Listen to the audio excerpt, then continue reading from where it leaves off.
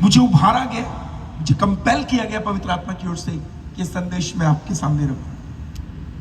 हालांकि मैं कुछ और तैयार करके आया था, लेकिन पवित्र आत्मा ने मुझे स्ट्रांगली बोला है कि जो मैं कह रहा हूं वही बोल, इसलिए मुझे वही बोलना पड़ेगा जो प्रभु कह रहे हैं। आपको पता है इस धरती के ऊपर परमेश्वर की सबसे बड़ी दौलत क्या है? इस जमीन के ऊपर परमेश्वर की सबसे बड़ी बेशकीमती दौलत, जिसको संपत्ति कहते हैं, परमेश्वर की सबसे कीमती दौलत, सबसे बड़ी संपत्ति, सबसे बड़ा धन इस धरती के ऊपर परमेश्वर का क्या है? परमेश्वर का सबसे मूल्यवान खजाना इस धरती के ऊपर मालूम है क्या है? परमेश्वर की सबसे बड़ी दौलत, परमेश्वर का सबसे बड़ा धन, परमेश्वर का सबसे बड़ा मूल्यवान खजाना, परमेश्वर की सबसे बेशकीमती संपत्ति इस धरती के ऊपर मालूम है क्या है? मैं और आप। मैं और आप परमेश्वर की सबसे बड़ी कीमती दौलत है। मुझसे और आपसे कीमती परमेश्वर के पास कोई खजाना नहीं है। इस धरती के ऊपर परमेश्वर का सबसे मूल्यवान खजाना, कीमती दौलत, परमेश्वर का धन, परमेश्वर की मूल्यवान संपत्ति अगर इस धरती पर कोई है तो मैं और आप है। और हमारी इतनी बड़ी कीमत है, आप सोच भी नहीं सकते। ये जो अभी हमने गुड फ्राइडे मनाया ना, ये जो सलीब है ना, ये एक्सचेंज की जगह है, ये अदला बदली की जगह है। यहां पर कुछ दिया गया और यहां से कुछ लिया गया। एक्चुअल में बाइबल में लिखा जो कोई पाप करेगा वो मरेगा। वो हमारी जगह थी, वो हमारी सजाएं थी, वो हमारी कीमत थी, वो मुझे और आपको चुकानी थी सलीब के ऊपर। बाइबल में लिखा है जो लकड़ के ऊपर मरता है, काठ के ऊपर मरता है, वो श्रापित है। इसलिए यीशु लकड़ के ऊपर मरे, हमारे हिस्से के सारे श्रापों को ले लिया।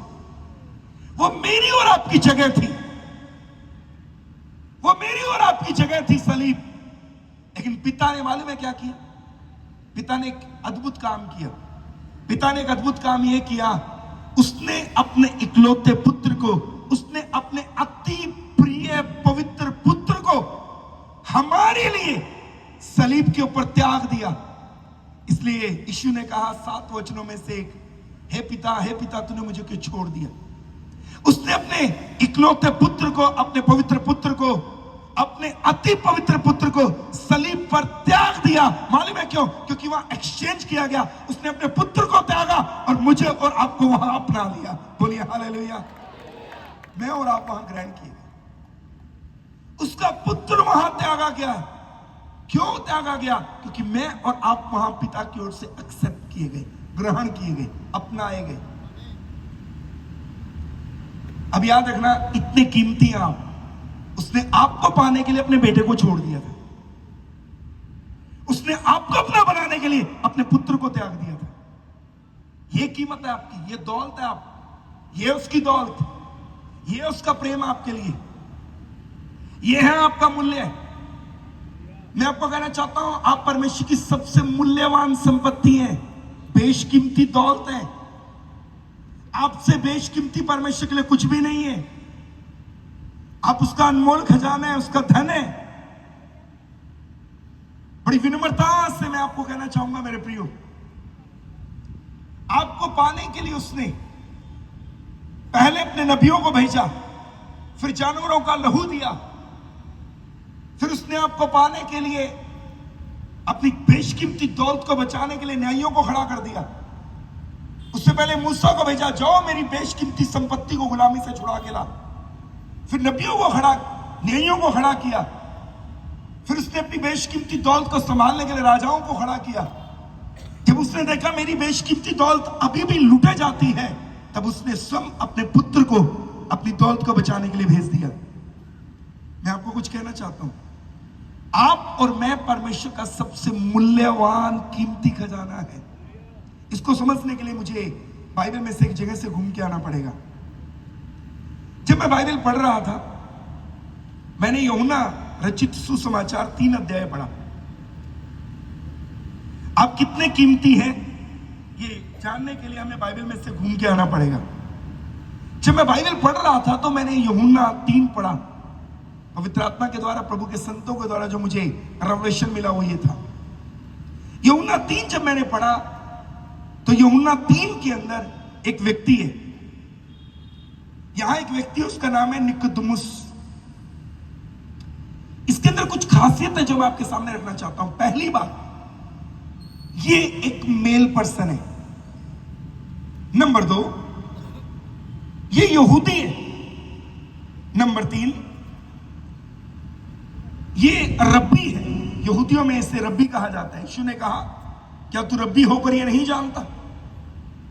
तो गुरु है, इस्राएलियों का गुरु होकर भी इन बातों को नहीं जानता। ये इस्राएलियों का गुरु था। नंबर 1 मेल पुरुष है। नंबर 2 यहूदी है। नंबर 3 ये यहूदियों में गुरु है। नंबर 4 एक फरीसी है, और ये फरीसियों के उस ग्रुप से आता है जिसे लताड़ा या लहू लुहान ग्रुप कहा जाता है। जब मैंने इसकी डीप स्टडी की तो मुझे पता चला ये नॉर्मल ग्रुप नहीं है। फरीसियों में बहुत से ग्रुप हैं, लेकिन ये जिस ग्रुप से आता है उसे लताड़ा या लहू लुहान नामक ग्रुप के रूप में जाना जाता है। ये वो फरीसी होते हैं, अगर ये बाजार में जा रहे हैं और सामने से इनकी पत्नी, बेटी या मां भी बाजार में इनको दिखाई दे जाए, ये भागकर पेड़ के पीछे चले जाएंगे, दीवार के पीछे चले जाएंगे। अगर पेड़ और दीवार नहीं है तो ये अपने मुंह के ऊपर ऐसे हाथ रख लेंगे, और जब वो स्त्री पास से निकल जाएगी तब अपना हाथ अपने मुंह से हटाएंगे। ये अपने आप को इतने पवित्र रखने वाले फरीसी हैं। पहली बात, एक मेल पुरुष है। दूसरी बात, यहूदी है। तीसरी बात, ये गुरु है यहूदियों का। चौथी बात, ये फरीसी है। पांचवी बात, चरित्र का बहुत ऊंचा है। बाजार में अपनी पत्नी, अपनी बेटी, अपनी मां को भी नहीं देखता। इतना ज्यादा अपने आप को पवित्र रखने वाला व्यक्ति है। चरित्र का बहुत अच्छा है। और आखिरी बात, इसका नाम बाइबल में है। इसका नाम बाइबल में है। लेकिन जैसे ही आप यूहन्ना 4 पढ़े, 3 के बाद 4 पढ़े, आपको इसके 100% उल्ट पढ़ने को मिलेगा। यूहन्ना 4 जब आप पढ़ते हैं तो यहां पर 4 की 1 में एक स्त्री है। नंबर 1 एक स्त्री है। नंबर 2 ये यहूदी नहीं है, सामरी है। सामरी लोग वो थे जब यहूदी ने अन्य जातियों से शादी की, उससे जो बच्चे पैदा हुए सामरी कहते हैं। नंबर 1 यहूदी है, नंबर 2 सामरी है, और यहूदी सामरियों से कोई व्यवहार नहीं रखते थे। नंबर 3 इसका नाम बाइबल में नहीं है। नंबर 4 यीशु ने इसके पास कुएं के ऊपर बैठकर, इससे कुएं के ऊपर जाकर बैठ गए। ये पानी भरने आया। यीशु ने कहा पानी पिला मुझे। बोले तू यहूदी होकर मुझ सामरी से पानी मांगता है? यीशु ने कहा तुम मुझसे मांगती ना, मैं तुझे जीवन का वो जल देता जिसको पीने के बाद प्यास नहीं लगती। बोली पिला दे ताकि मुझे पानी ना भरने आना पड़े। बोले अपने पति को लेकर आ। बोली है नहीं है। यीशु ने कहा 5 कर चुके हैं, जिसके साथ है वो भी तेरा नहीं है। चरित्र का कोई पता ही नहीं है किधर को जा रहे हैं। नंबर 1 स्त्री है। नंबर 2 सामरी है। जात, क्योंकि यहूदी जात ऊपर मानी जाती थी उस समय, सामरी जात छोटी मानी जाती थी। नंबर 1 स्त्री है। नंबर 2 सामरी है। नंबर 3 इसका नाम बाइबल में नहीं है। नंबर 4 चरित्र का कोई पता ही नहीं है किधर को जा रहे हैं। जब मैंने ये पढ़ा मैं थोड़ा परेशान हो गया। मैंने प्रभु से कहा प्रभु यूहन्ना 3 पढ़े, कितना अच्छा लगता है। एक यहूदी है, फरीसी है, चरित्र में बहुत अच्छा है, नाम बाइबल में है, मेल पर्स, कितना अच्छा लगता है उसके बारे में पढ़ के। अपनी स्त्री, अपनी बेटी, अपनी मां को भी बाजार में नहीं देखता, कितना अच्छा लगता है। ये सब देखने के बाद कितना बढ़िया है निकोदेमुस। लेकिन जैसे प्रभु यूहन्ना 4 पढ़ते हैं, एक स्त्री है, जाति भी सम्मिश्रित जाति है, नाम बाइबल में नहीं है, चरित्र का कोई पता नहीं, प्रभु बिल्कुल उसका उल्ट। मैंने प्रभु से कहा प्रभु यूहन्ना 3 पढ़ के कितना अच्छा लगा, और यूहन्ना 4 पढ़ के कितना विचलित हो जाता है इंसान। ये पास पास क्यों रखा आपने? प्रभु ने मुझे बताया, पवित्र आत्मा ने मुझे बताया, अपने सेवक के द्वारा प्रभु ने गाइड किया, संतों के द्वारा गाइड किया, पवित्र आत्मा के द्वारा गाइड किया। बेटा जब तू यूहन्ना 3 पढ़े तब तू ये जान पाए कि एक ऊंचे चरित्र का व्यक्ति, एक ऊंची जात का व्यक्ति, एक पढ़ा लिखा व्यक्ति, एक समाज में इज्जत पाया व्यक्ति, एक अच्छे खानदान का व्यक्ति, एक धर्मी व्यक्ति अगर मुझे मिलने के लिए आ सकता है।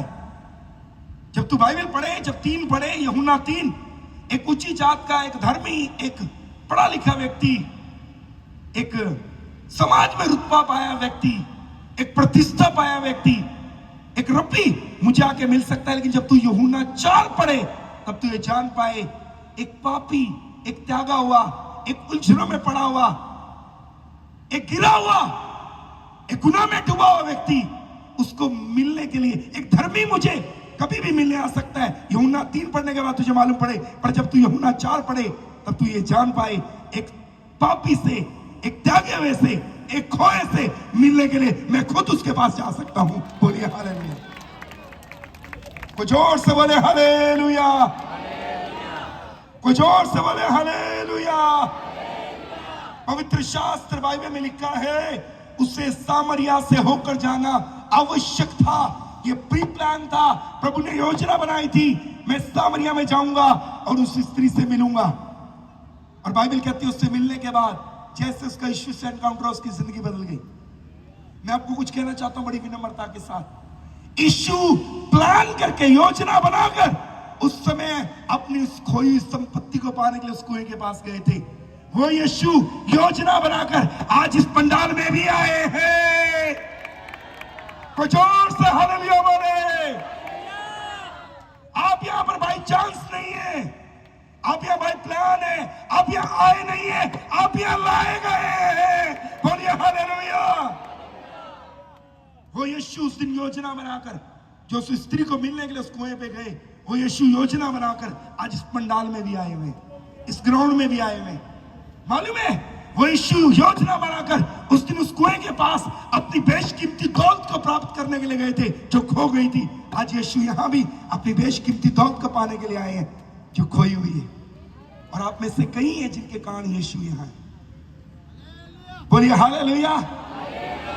आप यहां बाय चांस नहीं, आप यहां बाय प्लान है। आप यहां आए नहीं, आप यहां लाए गए। मैं बड़ी विनम्रता से कहना चाहता हूं, परमेश्वर की सबसे कीमती दौलत आप हैं। वो आपको ढूंढता हुआ यहां आया है। आज 2 या 2 से अधिक मेरे नाम से इकट्ठे मैं उनके बीच में हूं। वो आपको खोजता हुआ आज यहां आया है। मैं बड़ी विनम्रता से आपको कहना चाहता हूं, यीशु ने उस स्त्री से बातें की। बाइबल में लिखा है, जब यीशु ने उससे बातें की, यीशु ने उस स्त्री से बातें की, उसने अपना घड़ा वहीं छोड़ा और नगर में जाकर उसने बताया, वो मसीहा जिसके हम इंतजार कर रहे हैं वो आ गए। मैं आपको बताना चाहता हूं, उस स्त्री ने यीशु से बातें करके कहा, हमारे बाप दादों ने इस पहाड़ पे आराधना की, हमारे बाप दादों ने इस पहाड़ के ऊपर आराधना की। वो यरूशलेम के पहाड़ की बात नहीं कर रही थी। सामरी लोगों को यहूदी लोग अपने मंदिर में नहीं आने देते थे, इसलिए सामरियों ने अपना अलग यहोवा के नाम का मंदिर बनाया जो गिरजीम पहाड़ के ऊपर था। जब आप अध्ययन करेंगे आपको पता चलेगा। उसने गिरजीम पहाड़ के ऊपर उंगली उठाकर कहा, हमारे बाप दादों ने इस पहाड़ पे आराधना की। यरूशलेम के मंदिर की तरफ देख के नहीं कहा। यीशु ने कहा, अब वो समय आता है जब पिता के आराधक आत्मा और सच्चाई से उसकी आराधना करेंगे, क्योंकि वो ऐसे ही आराधक अपने लिए ढूंढता है। स्त्री से यीशु ने बातें की। वो गई अपने नगर में जाकर बता रही है, जो कुछ मैंने किया उसने सब कुछ मेरे बारे में बता दिया। और देखो, आने वाला जगत का मसीहा यही है। लोग आए, उन्होंने यीशु को देखा। अब मालूम है क्या कहते हैं लोग, नगर के लोग, अब हम तेरे कहने से विश्वास नहीं करते, हमने आप देख लिया, यही आने वाला मसीहा, जगत का मसीहा है, यही है उद्धार करता, हमने अब खुद जान लिया। मैं आपको कुछ कहना चाहता हूं। डेरिक प्रिंस एक महान बाइबल टीचर हुए, उन्होंने बहुत सी शिक्षाएं दी। एक प्रभु के महान सेवक ने कहा, यह स्त्री यीशु से मुलाकात होने के बाद अपना घड़ा वहीं छोड़कर नगर में चली गई। इसका घड़ा वहां छोड़ना पुराने जीवन को यीशु के चरणों में दफन करना है। मैं आपको कहना चाहता हूं, यीशु से मुलाकात होने के बाद, यीशु से एनकाउंटर होने के बाद इस स्त्री ने अपना पुराना जीवन वहीं दफन कर दिया। ये जानने के बाद कि मेरे जीवन में पाप है, उसने पाप की जिंदगी को वहीं छोड़ दिया और अपने नगर में जाके बता रही है, वो मसीहा जो आने वाला था आ गया। यीशु से मुलाकात होने के बाद, अपने पापों का एहसास होने के बाद, वो घड़ा वहां छोड़ना, उसके पुराने जीवन को खत्म करना बताता है उसने अपना पुराना जीवन यीशु के चरणों में दफन किया। मैं आपको कहना चाहता हूं, ये स्त्री कल तक अपने माँ बाप के लिए, अपने भाई बहनों के लिए, अपने मोहल्ले के लिए, अपने समाज के लिए, अपनी जाति के लिए, अपने शहर के लिए, अपने कुटुंबियों के लिए, अपने नगर के लिए अपमान का कारण थी। क्या कहते होंगे लोग जब ये जिस मोहल्ले में रहती होगी, इसके माँ बाप भाई बहन को ना जाने लोग क्या क्या ताने लगाते होंगे, कैसी बेटी जनी है, 5 तो कर चुके, 6 भी इसका नहीं है, ना जाने कौन आ जाता है इसके घर। ये अपने मोहल्ले के लिए, अपने समाज के लिए, अपने माँ बाप के लिए, अपने नगर के लिए, अपनी जाति के लिए, अपने कुटुंबियों के लिए लज्जा, अपमान, शर्मिंदगी का कारण थी। लेकिन यीशु से मुलाकात होने के बाद, अपनी पुरानी जिंदगी यीशु के कदमों में दफन करने के बाद जब वे वापस लौट कर गई, ये जिनके लिए अनादर का, अपमान का, लज्जा का कारण थी, आज ये उन्हीं के लिए उद्धार का कारण बन गई, उन्हीं के लिए छुटकारे का कारण बन गई। हालेलुया।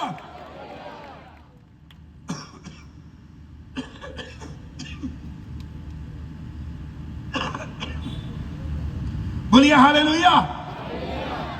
ये आज उन्हीं के लिए उद्धार का, छुटकारे का, निजात का कारण बन गई, चंगाई, सैल्वेशन का कारण बन गई। मैं आपको कुछ कहना चाहता हूं आज की रात, मैं आपको बड़ी विनम्रता से कुछ कहना चाहता हूं। मेरी दुआ है स्वर्ग की ओर परमेश्वर को हाथ उठाकर, आज की रात मेरी दुआ है पिता परमेश्वर से कि पवित्र आत्मा के द्वारा वो आपसे बातें करे, वो आपसे एनकाउंटर करे, वो आपसे मुलाकात करे। आज की रात आप जैसे आए हैं, आज रात वैसे ना लौटे।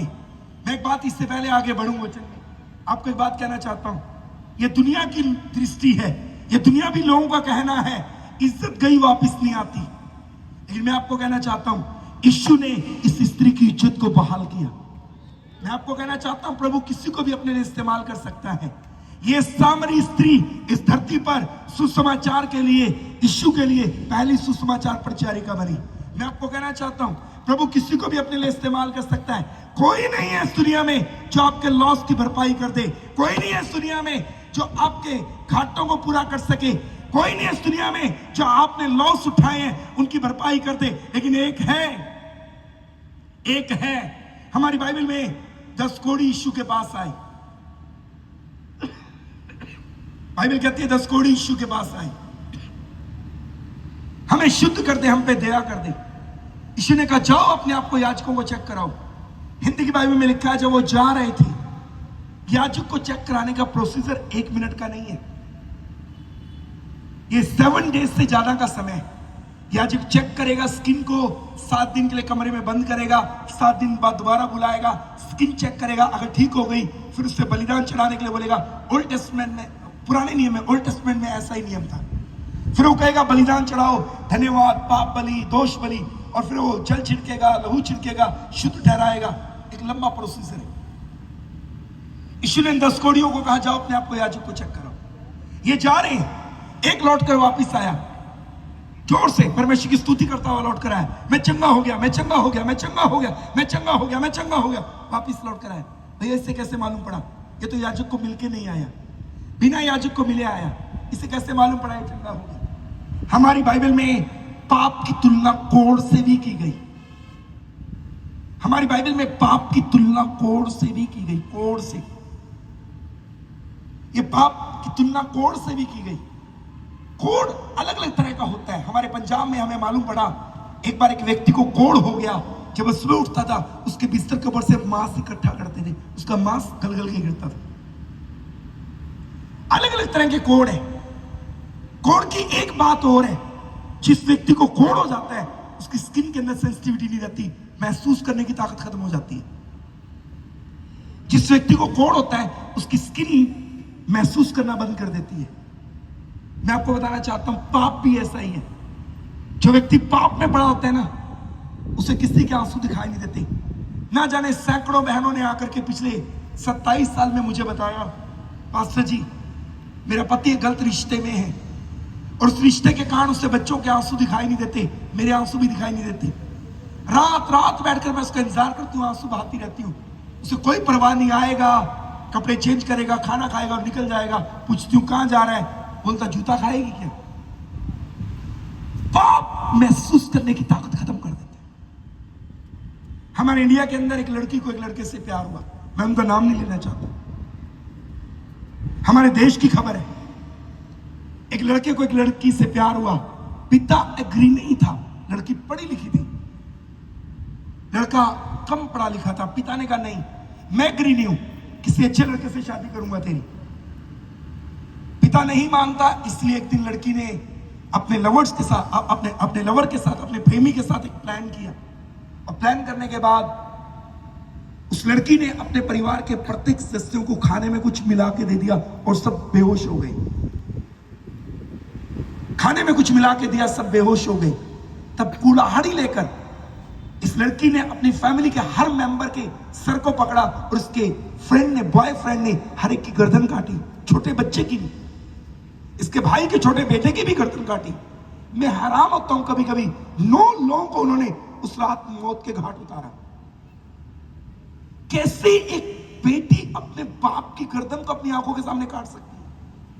पाप, गुनाह इंसान के अंदर से महसूस करने की ताकत खत्म कर देता है। पाप इंसान के अंदर से प्रेम, दया, तरस, दूसरों के प्रति सहानुभूति सब खत्म कर देता है। जो लोग नशा करते हैं ना, ड्रग एडिक्शन में रहते हैं, उन्हें कोई चिंता नहीं अपने मां के आंसुओं की, उन्हें कोई फिक्र नहीं अपने वृद्ध बाप की, उन्हें कोई इज्जत नहीं अपने मां बाप की, अपनी भाई बहनों की। उन्हें बस ये होता है मुझे नशा मिल जाए।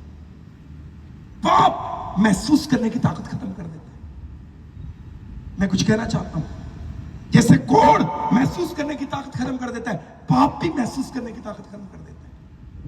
अब ये कोढ़ी गए, याजक को तो मिलके नहीं आए, रास्ते से एक वापिस आया, मैं चंगा हो गया, मैं चंगा हो गया, मैं चंगा हो गया। इसे कैसे मालूम पड़ा मैं चंगा हो गया? एक्चुअल में हुआ क्या, जब ये जा रहा था ना, कोड़ियों के हाथ ऐसे होते हैं, कोड़ियों के हाथ ऐसे हो जाते हैं, कोड़ खा जाता है, पाप सब कुछ खा जाता है। जैसे कोड़ खा जाता है इंसान को, पाप भी सब कुछ खा जाता है। पाप आपका अभिषेक खा जाता है, पाप आपकी सेवकाई खा जाता है, पाप आपके दान वरदान खा जाता है, पाप आपकी चंगाई खा जाएगा, पाप आपका बिजनेस खा जाएगा, पाप आपके मन की शांति खा जाएगा, पाप आपके घर का मेल मिलाप खा जाएगा। कोड़ खा जाता है, छोटा कर देता है। बाइबल में कोड़ की तुलना पाप से की गई। पाप भी इंसान के जीवन से सब कुछ खा जाता है। लेकिन यीशु के पास आए, यीशु को पुकारा, यीशु ने कहा याजक को चेक कराओ। याजक को बिना मिले वापस लौट कर आए, मैं चंगा हो गया, मैं चंगा हो गया। इससे कैसे पता चला मैं चंगा हो गया? एक्चुअल में कोड़ है, कोड़ी के हाथ ऐसे हैं। जब यीशु को मिलकर याजक के पास जा रहे थे, जाते जाते इन्होंने देखा हमारे हाथ निकलकर बाहर आ गए, पूरे हो गए। इन्होंने कहा मैं चंगा हो गया, मैं चंगा हो गया। याद रखना, पाप के कारण आपने अपने जीवन में कुछ भी क्यों ना गवा दिया, यीशु को पुकारिए, वो सब कुछ वापस लौट लाएगा। बोलिए हालेलुया। वो आपका अभिषेक, आपका दान वरदान, आपकी सामर्थ, आपकी सेवकाई, आपकी चंगाई, आपका घराना, आपका बिजनेस सब वापस लौट आएगा। उसके पास आ जाओ, वो आपको क्षमा करेगा, फिर से आपको बिल्ड करेगा। बोलिए हालेलुया। वो फिर से आपको बनाएगा। मेरे प्रियो, ये जो 2 दिन की मीटिंग रखी, मैं इसलिए नहीं आया कि आप मेरा प्रचार सुनकर जोर जोर से तालियां बजाएं। अगर ये मीटिंग में किसी व्यक्ति ने प्रभु को अपना जीवन नहीं दिया, कोई बदला नहीं, तो मीटिंग एंटरटेनमेंट था, मीटिंग प्रे मीटिंग नहीं थी। लॉर्ड बिली ग्राहम ने कहा धरती का सबसे बड़ा चमत्कार एक पापी का मन फिराना है। आज की रात में आपको कहना चाहता हूं, गुनाह करने के कारण आपने कुछ भी गवा दिया, मेरा यीशु उसकी भरपाई कर सकता है। कोई नहीं कर सकता, पर मेरा यीशु कर सकता है। बोलिए हालेलुया। वो आपको रिस्टोर कर सकता है। हमारी बाइबल में एक व्यक्ति है, 2 इतिहास 33 अध्याय में उसका वर्णन है, अपने घर जाके पढ़िएगा। 2 इतिहास 33 अध्याय में उसका वर्णन है। इस व्यक्ति का नाम है मनश्शे। अगर आप बाइबल को ध्यान से पढ़ें, इसने परमेश्वर के मंदिर में अपनी मूर्ति खड़ी की, चाटोना करता, तंत्र मंत्र विद्या को मानता, अपने खुद के बच्चों को दूसरे देवता के लिए आग में जला दिया। प्रभु ने मना किया था, ये इजरायली है, यहूदी है, इसने वो काम किया जो प्रभु ने मना किया। बाइबल में नहीं लिखा, लेकिन बाइबल स्कॉलर्स ऐसा कहते हैं, गूगल सर्च करेंगे तो आ जाएगा। बाइबल के विद्वान कहते हैं कि इसने यशायाह नबी को आरे से काट दिया। बिब्लिकल स्कॉलर्स कहते हैं मनश्शे ने यशायाह नबी को आरे से टुकड़े टुकड़े कर दिया। एक सिरे से लेकर दूसरे सिरे तक यरूशलेम की गलियों को इसने निर्दोष के खून से रंग दिया। एक सिरे से लेकर दूसरे सिरे तक पूरे यरूशलेम को इसने निर्दोषों के खून से गलियों को रंग दिया। सारी बुराइयां करता, खुद भटक गया, सारी इजरायली प्रजा को भटका दिया, यहूदी प्रजा को भटका दिया।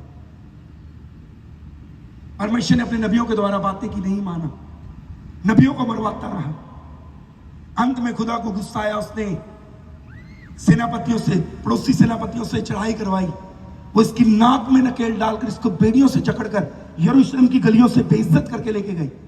सोचकर देखिए, जब इसे बेड़ियों से जकड़कर नाक में नकेल डालकर जब दुश्मन लेके जा रहा था इस राजा को, जिन गलियों से निकल रहा था, जिनके बच्चों को इसने मारा, जिनके पर अत्याचार किए, वो कहते होंगे सही बदला मिला इसको। कितनी बेइज्जती हुई इसकी। बाइबल में लिखा है ये जेल खाने में गया और उस जेल खाने के अंदर इसने परमेश्वर के आगे दीन होकर अपने पितरों के परमेश्वर को पुकारा, बाइबल के परमेश्वर को पुकारा, प्रभु के आगे दीन हुआ, रोया, माफी मांगी, प्रभु को पुकारा, उससे प्रार्थना की, प्रभु से माफ कर दे, मुझ पे दया कर। हिंदी की बाइबल में लिखा परमेश्वर ने एक बड़ा काम किया, उससे जेल खाने से बाहर निकाला और दोबारा यरूशलेम में पहुंचाकर उसके सिंहासन के ऊपर बिठा दिया। मैं आपको बताना चाहता हूं, यह मनुष्य की घटना बाइबल में पढ़ने के बाद मुझे पता चला, प्रभु किसी को कहीं से भी बाहर निकाल सकता है, किसी भी पाप को माफ कर सकता है, किसी को भी रिस्टोर कर सकता है। आपने गुनाह कितने भी क्यों ना किए हो, एक बार आकर यीशु के आगे मान लीजिए, और गुनाह के कारण कुछ भी क्यों ना गवा दिया हो, एक बार यीशु के पास आ जाइए। कोई नहीं कर सकता, लेकिन मेरा यीशु आपके हर लॉस की भरपाई कर सकता है। बोलिए हालेलुया, अरे जोर से बोलिए हालेलुया, उच्च आवाज से बोलिए हालेलुया। यीशु नासरी के नाम की उसके लिए कोई काम कठिन नहीं, उसके लिए कोई काम कठिन नहीं है। वो असंभव को संभव करने वाला, ना उम्मीद में उम्मीद पैदा करने वाला है। कोई नहीं कर सकता, पर मेरा यीशु भरपाई कर सकता है। ये स्त्री, सोचिए क्या इज्जत होगी इसकी समाज में। कल तक अपने मां बाप के लिए, अपने भाई बहनों के लिए, अपने समाज के लिए, अपने रिश्तेदारों के लिए, अपने नगर के लिए, अपने पड़ोसियों के लिए लज्जा, अपमान, निरादर का कारण थी। पर यीशु को पहचानने के बाद, यीशु को मानने के बाद, अपनी पुरानी जिंदगी यीशु के चरणों में दफन करने के बाद, आज ये उसी मोहल्ले के लिए, उसी नगर के लिए, उसी नगर के लोगों के लिए, अपने माँ बाप, भाई बहन के लिए, उसी समाज के लिए उद्धार, आशीष और छुटकारे का कारण बन गई। अगर प्रभु इसकी इज्जत को बहाल कर सकता है, अब प्रभु इसे रिस्टोर कर सकता है, अगर प्रभु मनुष्य को रिस्टोर कर सकता है, अगर प्रभु कोड़ी को रिस्टोर कर सकता है, गुड न्यूज है पंजाब से मेरे पास आपके लिए, आज रात आपकी बारी है। हालेलुया, जोर से बोलिए हालेलुया, हालेलुया। चुनाव आपका है, चुनाव आपका है। आज की रात आप यूं ही चले जाते हैं या अपना पुराना जीवन यही यीशु के चरणों में दफन करते हैं। अगर आप पुरानी जिंदगी को आज यहां छोड़कर जाएंगे, कल की सुबह आपके लिए एक नई सुबह होगी, कल की सुबह आपके लिए एक नई सुबह होगी। परमेश्वर को मेरे और आपके हालातों को बदलने के लिए सालों की, महीनों की, दिनों की, सप्ताहों की जरूरत नहीं है। मरकुस की किताब में सबसे अधिक बार तुरंत शब्द आया, वो जो करेगा अभी करेगा, वो आपका परमेश्वर है। वचन में लिखा है, जब मेरे लोग मेरे पास लौट कर आएंगे, मैं भी उनके पास लौट आऊंगा। आज बाइबल कहते हैं उद्धार का दिन है।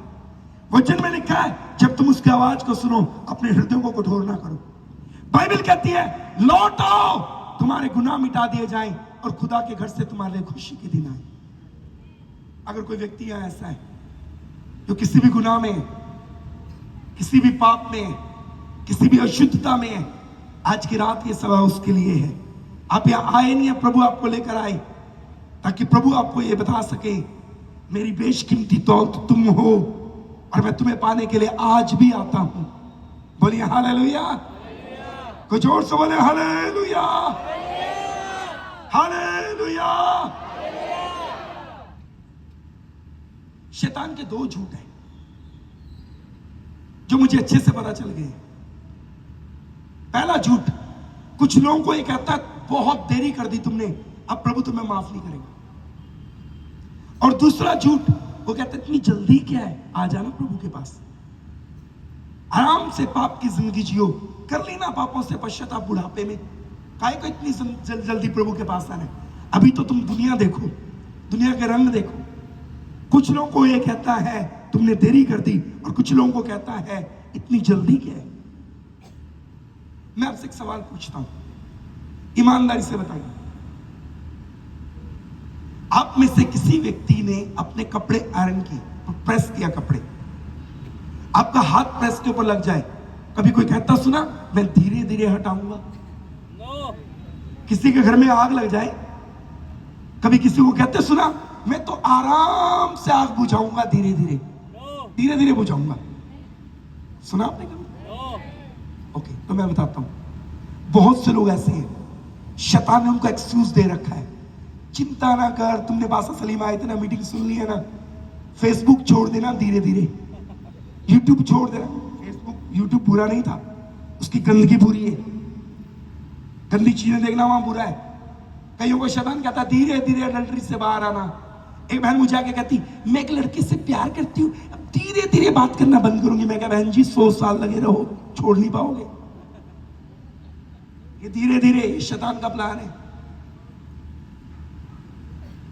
बहुत से लोग कहते हैं मैं धीरे धीरे शराब बंद कर दूंगा, कभी नहीं छोड़ पाए आज तक। मैं धीरे धीरे सिगरेट छोड़ूंगा, कभी नहीं छोड़ पाए। मैं धीरे धीरे रॉन्ग रिलेशनशिप से बाहर आकर अपनी पत्नी के साथ ईमानदार रहूंगा, कभी नहीं आ पाए। जिसके साथ गलत रिश्ते में ना शादी नहीं करनी, सारी जिंदगी तुम्हारी लाइफ को बर्बाद करके रखेगी। ये धीरे धीरे ये शैतान का प्लान है। मैं आपको कहना चाहता हूं, हिंदी की बाइबल में लिखा है जब तुम उसकी आवाज सुनो अपने मनों को सख्त ना करो। डॉक्टर बिली ग्राहम अमेरिका में एक मीटिंग ले रहे थे, कई दिन तक मीटिंग चली। हॉलीवुड की फेमस फिल्म अभिनेत्री उस मीटिंग में आई, नाम था उसका दुनिया में, प्रो अरबपति होगी, दुनिया भर में उसके नाम की चर्चाएं, उसकी सारी मूवीज हमेशा हिट होती। हॉलीवुड की हीरोइन थी। बिली ग्राहम का पहले दिन प्रचार सुना, अपने पापों का एहसास हुआ। बिली ग्राहम का मीटिंग के बाद कहती है सर आपकी मीटिंग कल भी है और परसों भी है, इसलिए आज मैंने सुना मैं पापी हूं, कल मैं नहीं आऊंगी। कल मैं अपने हॉलीवुड के सारे दोस्तों को फाइनल एक आखिरी पार्टी दूंगी, डांस करूंगी, एंजॉय करूंगी, परसों आखिरी दिन की मीटिंग में आकर अपना जीवन प्रभु को दूंगी। डॉक्टर बिली ग्राहम ने कहा सुन बाइबल में लिखा उद्धार का दिन आज है। नहीं सर अभी तो मीटिंग चलनी है ना, परसों आ जाऊंगी। अपनी चमचमाती कार से कन्वेंशन ग्राउंड से बाहर निकली, काले रंग की कार, चमचमाती करोड़ों रुपए की कार। जैसी कन्वेंशन ग्राउंड से बाहर निकली, पीछे से एक बड़े बड़ा ट्रक आया, उसकी कार के ऊपर चढ़ गया। अगला दिन आया ही नहीं, नेक्स्ट डे आया ही नहीं। बाइबल कहती है उद्धार का दिन आज है, जब तुम उसकी आवाज सुनो अपने मनों को सख्त ना करो। आज यहां बहुत से भाई बहन हैं जिन्हें पवित्र आत्मा अपने दास के जरिए कह रहे हैं आज ही लौटो, आज तुम्हारे छुटकारे का दिन है। यह कई ऐसे भाई बहन इस मीटिंग में आना नहीं चाहते थे, प्रभु ने लेकर आया यह बताने के लिए मैं तुमसे प्यार करता हूं, तुम मेरी बेशकीमती दौलत हो, मैं तुम्हें मेरे लिए इस्तेमाल करूंगा। शैतान का पहला झूठ इतनी जल्दी क्या है। दूसरा झूठ तुमने देरी कर दी, तुमने सारी जिंदगी पाप में बिताई, खुदा तुम्हें माफ नहीं करेगा। अगर खुदा मनुष्य को माफ कर सकता है, अगर खुदा इस सामरी स्त्री को माफ कर सकता है, इसे अपनी सुसमाचार प्रचारिका बना सकता है, वो किसी को भी माफ कर सकता है। बोलिए हालेलुया। और मूसा को 80 साल की उम्र में बुलाता है, उसके लिए कोई काम कठिन नहीं है, उसके लिए कोई काम कठिन नहीं है, उसके लिए कोई काम असंभव नहीं है। वो नौमी को बुढ़ापे के अंदर रूत के द्वारा एक बच्चा दे सकता है, उसके लिए कोई काम कठिन नहीं है। वो अलिशबा और जकरिया को उनके बुढ़ापे में रिस्टोर कर सकता है, उनके लिए कोई काम कठिन नहीं है। वो अब्राहम को उसके बुढ़ापे में औलाद दे सकता है, उसके लिए कोई समय सीमा नहीं है। बाइबल में लिखा है चाहे तुम्हारे पाप लाल रंग के हो, किरमची रंग के हो, मेरे पास आओ, मैं तुम्हें धोकर हिम के नाई श्वेत करूंगा। वो आपकी इंतजार कर रहा है, वो आपकी इंतजार कर रहे हैं। एक घटना मुझे याद आती है, डॉक्टर बिली ग्राहम ने बताई। एक सत्य घटना है जो डॉक्टर बिली ग्राहम ने बताई। एक देश में एक लड़का था, उसके पिता बहुत अमीर थे, उससे बुरे कामों से रोकते थे। एक दिन पिता के घर से जाने के बाद उसने सारी ज्वेलरी अपने घर से निकाली, पैसे निकाले और भाग गया अपने बाप से दूर। किसी और शहर में जाकर सब कुछ उड़ा दिया, पाप में, गंदगी में सब पैसा बर्बाद कर दिया। वहां उससे किसी का मर्डर हो गया, उसे जेल में जाना पड़ा। जेल में उसने यीशु के बारे में सुना, अपना जीवन यीशु को दिया, अपने पापों से पश्चाताप किया।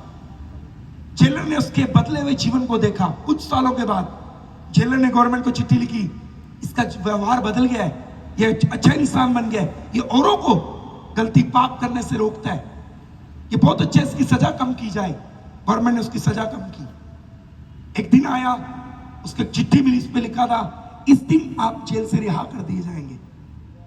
वो चिट्ठी पढ़ने के बाद उसने एक चिट्ठी अपने पिता को लिखी, पिताजी, मैंने आपके दिल को तोड़ा, गलतियां की हैं, आपको चोटिल किया, आपको अपमानित किया, आपकी आज्ञा में नहीं रहा, मैं गलती के कारण जेल में था, जेल में मेरी सजा कम की गई, इस दिन मैं आजाद होऊंगा। मैंने अपनी ट्रेन की टिकट बुक करवाई है, लेकिन ट्रेन की टिकट मैंने हमारे शहर से अगले शहर की करवाई है। अगर ये चिट्ठी आपको मिले और आप मुझे माफ कर दें मेरी गलतियों के लिए, तो स्टेशन के ऊपर, जो हमारे शहर का स्टेशन है, एक पीले रंग का झंडा लगा देना। मैं अपने शहर में जब ट्रेन आएगी, मेरे शहर में, मैं नीचे देखूंगा, अगर वो झंडा वहां मुझे दिखाई दिया, वो जगह बताई उसने, उस जगह पे लगाना। अगर वहां मुझे पीले रंग का झंडा दिखाई दिया, मैं घर आ जाऊंगा, नहीं तो मेरी टिकट अगले सिटी की है, मैं दोबारा कभी नहीं आऊंगा। मुझे मालूम पड़ेगा आपने मुझे माफ नहीं किया। वो दिन आया, जेल से छूटा, एक सत्य घटना है।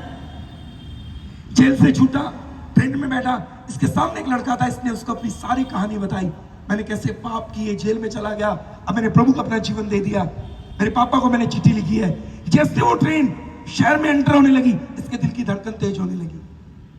जैसे स्टेशन आने लगा, इसके हाथ पांव कांपने लगे, इसकी हिम्मत नहीं हुई नीचे जाकर झंडा देख कर आए। इसने अपने दोस्त से कहा, जाके देख के आना। जो ट्रेन में इसका दोस्त बना था, पीले रंग का झंडा लगा है, इसका दोस्त गया, उस जगह इसने बताई, उस जगह को देखकर वापस आया, इसके कंधे पे हाथ रख के कहता है, कोई एक पीले रंग का झंडा नहीं है। इसका दिल टूट गया। ये ट्रेन में सीट से नीचे आया, घुटनों के बल आया और बिलक बिलक कर अपने मुंह पे हाथ रख के रोने लगा और कहने लगा, मुझे पता था मेरा बाप सख्त दिल का है, मुझे कभी माफ नहीं करेगा, मैं कितना भी माफी मांगू वो मुझे माफ नहीं करेगा। तब इसके दोस्त ने इसके कंधे पे हाथ रख के बोला, मैं देख कर आया हूं वहां कोई एक पीले रंग का झंडा नहीं है, और मैं देख कर आया हूं पुलिस पूरे रेलवे स्टेशन के ऊपर पीले रंग की झंडियां लगी है, एक पेड़ है उसके ऊपर पीले रंग के कपड़े टंगे हुए, एक बुढ़े व्यक्ति को मैंने देखा, उसने पीले रंग की टोपी, पीले रंग की जैकेट, पीले रंग की पैंट, पीले रंग के जूते पहने हुए हैं और पीले रंग के 2 रुमाल लेकर वो ऐसे ऐसे हिला रहा है। ये लड़का उठा और जाकर अपने बाप को अपने सीने से लगा लिया।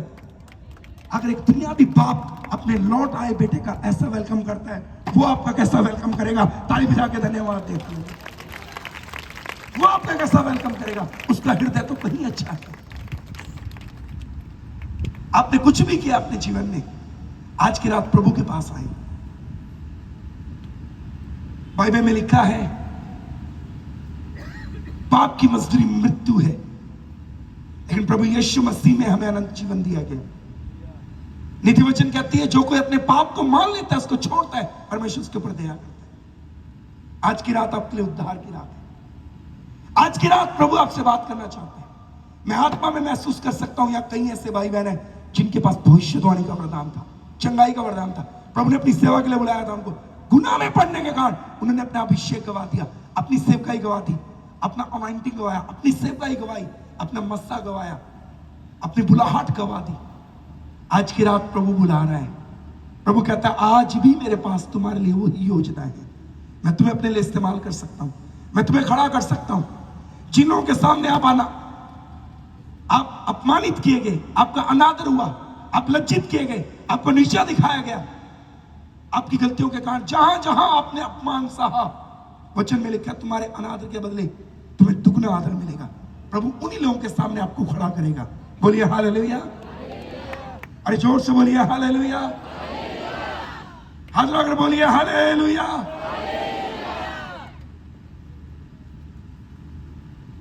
कुछ लोग इस दुनिया में ऐसे हैं जो ये कहते हैं पास्टर जी आप उपवास रख के दुआ करके बताओ मेरे अंदर गलती क्या है। ये झूठी बात है, मैं इसके साथ एग्री नहीं हूं। हमारी बाइबल में लूका रचित सुसमाचार 15 अध्याय है। लूका रचित सुसमाचार 15 अध्याय में 3 चीजें गुम हो जाती हैं। पहले गुम होती है एक भेड़, 100 में से एक थी गुम हो गई। फिर गुम होता है एक सिक्का, 10 में से एक गुम हुआ। फिर गुम हुआ 2 बेटों में से एक बेटा गुम हो गया। अब ध्यान से सुनना, बाइबल कहती है कि स्त्री थी 10 सिक्के थे उसके पास। बाइबल में स्त्री और जाति शब्द यहूदियों इसराइलियों के लिए या कलीसिया के लिए इस्तेमाल किया गया। इसलिए यहूदियों के पास 10 हुक्म थे, 10 सिक्के थे एक औरत के पास। ये यहूदियों इसराइलियों की बात की गई। एक स्त्री थी जिसके पास 10 सिक्के थे, एक गुम हुआ उसने वापिस पा ली। 3 कांड बाइबल में लिखे, चौथा पवित्र आत्मा ने बताया अपने संतों के द्वारा, पवित्र आत्मा के द्वारा। 4 काम किए इस स्त्री ने, इसका सिक्का वापस मिला।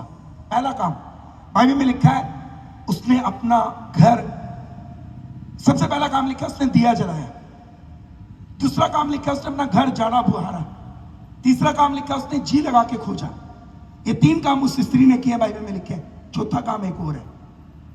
चौथा काम जो पवित्र आत्मा बताता है वो ये है, इस स्त्री ने वहां सिक्का ढूंढा, इसे मालूम था मेरा सिक्का कहां गुम हुआ। आपका सिक्का टाटा नगर के अंदर गुम हो जाए, आप हमारे लुधियाना में आकर ढूंढते रहो सारी जिंदगी लेकर वो मिलेगा नहीं। आपका सिक्का रांची में गुम हो जाए एयरपोर्ट के ऊपर, आप मोहाली एयरपोर्ट में आकर ढूंढते रहो, लगे रहो सारी जिंदगी, कभी नहीं मिलने वाला। इस स्त्री को पता था मेरा सिक्का कहां गुम हुआ, इसलिए इसने वहीं खोजा। हर व्यक्ति को पता है धरती के ऊपर मैं किधर गलत हूं, आपको पादरी से पूछने की जरूरत नहीं है। हर व्यक्ति को पता है इस दुनिया में मैं कहां पवित्र आत्मा को शोकित कर रहा हूं, मैंने कहां पाप किया है, मैंने कहां परमेश्वर के वचन को तोड़ा है, मैंने कहां पवित्र आत्मा के हृदय को चोटिल किया है। हर व्यक्ति को पता है, पूछने की जरूरत नहीं है। हर व्यक्ति को पता है। इस स्त्री को पता था मेरा सिक्का कहां गुम हुआ। हर व्यक्ति को पता है मैं कहां गिरा हूं। लौट आओ, लौट आओ। लूका 15 में पहले भेड़ गुम हुई, 100 में से एक सिक्का गुमा 10 में से एक, बेटा गुम हुआ 2 में से एक। ये भेड़ नंबर 1 पे है, सिक्का नंबर 2 पे है, बेटा नंबर 3 पे है। ऐसा क्यों है? बाइबल की सीक्वेंस गिनती में भी प्रकाशन होती है। बिब्लिकल न्यूमरोलॉजी ये कहती है 1 नंबर खुदा के लिए, 2 गवाह को दिखाता है, 3 पिता पुत्र पवित्र आत्मा है, 4 दिशाएं हैं उत्तर पूर्व पश्चिम दक्षिण, 5 तरह की सेवकाई बाइबल में है, 6 अंक खुदा, 6 अंक मनुष्य का है, 7 अंक खुदा का है सिद्ध अंक, 8 अनुग्रह को दिखाता है, 9 फल 9 वरदान है, 10 आज्ञाएं हैं, 12 नंबर अथॉरिटी है, इसलिए यीशु के 12 चेले थे, इजराइल के 12 गोत्र थे। 12 नंबर अधिकार को दिखाता है, 40 अंक बदलाव को दिखाता है। पूरी बाइबल में जहां 40 अंक आया उसके बाद एक चेंज आया। ओके, अब पूरी बातें तो आज नहीं बताऊंगा, फिर आगे एक समय के लिए भी छोड़ देते हैं। अब सिक्का नंबर, भेड़ नंबर 1 पे है, सिक्का नंबर 2 पे है, बेटा नंबर 3 पे है। सुनिए, 100 में से एक सिक्का गुम हुआ, नुकसान 1%। 100 में से एक भेड़ गुम हुई, दोबारा बोलता हूं, 100 में से एक भेड़ गुम हुई, नुकसान 1%। 10 सिक्कों में से एक गुम हुआ, नुकसान 10%। 2 बेटों में से एक गुम हुआ, नुकसान 50%। बड़ा बेटा भी घर में नहीं है, घर से बाहर भाग गया। इसका अर्थ क्या है? प्रभु के पास आने में थोड़ा टाइम लगाओ, 1% नुकसान। 100 में से एक बढ़ गई, 1% का लॉस है। थोड़ा और टाइम लगा दो, 10 में से एक सिक्का घुमा, नुकसान 10% हो गया। थोड़ा और टाइम लगाओ, 2 बेटों में से एक घुमा, नुकसान 50% है। थोड़ा और टाइम लगाओ, बड़े वाला बेटा भी घर से बाहर चला गया। अरे नुकसान 100% ना हो जाए, यीशु ने जल्दी आना है, जल्दी वापिस आ जाओ। कोई जोर से बोले हालेलुया, कोई जोर से बोले हालेलुया। हालेलुया। बाइबल में लिखा है, जब तुम उसका शब्द सुनो अपने मनों को सख्त ना करो। इस धरती पर खुदा की सबसे कीमती दौलत आप और मैं। आखिरी बात बोल के बंद करो। प्रभु आपके लिए कुछ भी कर सकते हैं, कुछ भी कर सकता है, कुछ भी। इजिप्ट में एक पहाड़ है जिसे मूविंग माउंटेन कहते हैं, चलने वाला पहाड़, घूमने वाला पहाड़। इजिप्ट के राजा ने कुछ लोगों को पकड़ा, जेल में डाल दिया, जो प्रभु को मानते थे। पादरियों को पकड़ा, जेल में डाल दिया। एक पादरी पहाड़ के ऊपर प्रार्थना करता था, उसको पकड़ा, जेल में डालने लगा। राजा उस पादरी को कहता है, सुन, ये तुम ना यीशु का इतना प्रचार करते क्यों?